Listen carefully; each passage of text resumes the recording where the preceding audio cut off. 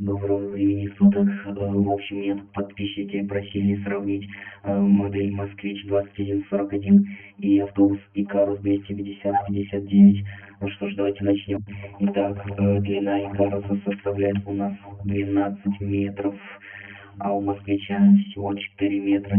Следовательно, что 3 «Москвича» могут спокойно влезть в данный «Икарус».